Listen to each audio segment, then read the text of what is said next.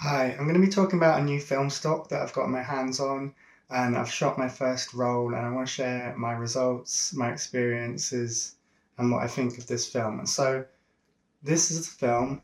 It's the new Reflex Labs 320D. So this is the new Kodak Vision 3 250D that has been respooled by Reflex Labs. So unlike the old Vision 3, this has the new anti-halation layer. So that means that no remjet needs to be removed. You can just process it in C41 and you get the benefit of that halation layer. So you won't get halations and blowouts like you do with Cinestill or Candido. And this is a quite cheap and affordable, fast film that's perfect for UK weather. So you shoot it at, it gets developed in C41 at ISO 400, and we'll see some of my results. And I got this from Reflex Labs directly. It was $12.99 a roll in dollars, which is about £10, and I paid about $5 in shipping. I bought 3 rolls, and it came really quickly. It came in like 5 days, which I thought was quite remarkable. So yeah, let's jump in and see some of the results. I shot everything one stop overexposed. Sometimes I metered with my phone. When using my camera meter, I know it does lean towards overexposure. I also cannot be sure what speed the film was developed at. In my order, I asked for it to be developed at ISO 400, and that matches the DX code, but there is a possibility it was developed differently. It's also reasonable to infer that the lab may not be used to scanning this film. I wanted to know if this could be an Ultramax killer.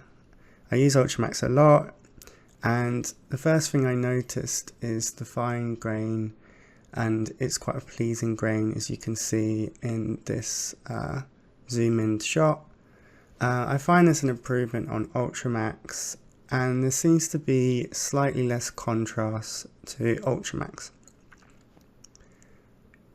In this photo, I'm happy with the results.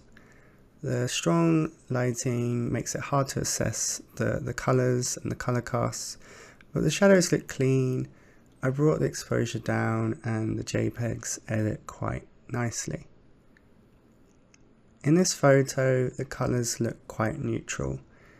We are getting decent detail in the focus area, such as the hair.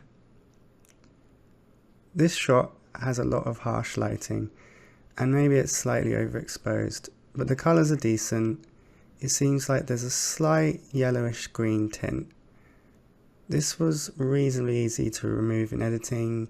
You can see good detail in the text. The greens are nice in this image. I personally like the image with a bit more contrast and punch, which you can see in the edited version. This image is just to show how the halation is quite well controlled. With Cinestill, I feel like you would still get a lot of blooms in those highlights. And here you can see they can be brought down in editing.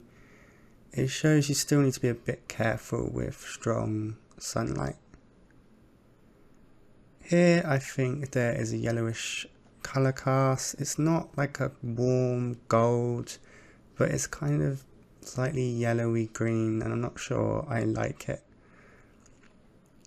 In this one you can see when you really push the film, you do get some highlights. I think that's showing on the van with this light being hit by the sunlight and blowing out a bit. But yeah, it's still, adds some character without ruining the image. I thought I'd just point out how this actually compares. So I shot some Candido, which is respooled the normal Kodak 250D without the remjet, and it's the first time I ever used this, and I didn't underexpose. I just shot it normally, and it was crazy. I mean, This was during golden hour in the summer, and the halations were just, completely ruined the image. In this one you can see there's a yellow cast again, and I've just tried to correct that. And in this last one you can see that the colours are nice, and I would say fairly true to life. So overall I'd say I'm happy with this film stock. I think I can make some adjustments when I'm shooting, maybe take down the exposure a little bit, maybe half a stop. And I think with the right editing, this film can look how I want it to, with a bit of punch and good detail. So is this an Ultramax killer? I personally really like the straight out of camera results with Ultramax. I think it's highly underrated. It's probably one of my favourite films. But it is becoming more expensive. Last year I could get a free pack for about £30 with shipping, and now it's kind of creeping up to around £34. So I think the Reflex 320D is an affordable option, an alternative, and you're getting that extra detail with the fine grain, and yeah, it could be worth the switch. So yeah, let me know what you think of the results, and add your comments below. Cheers.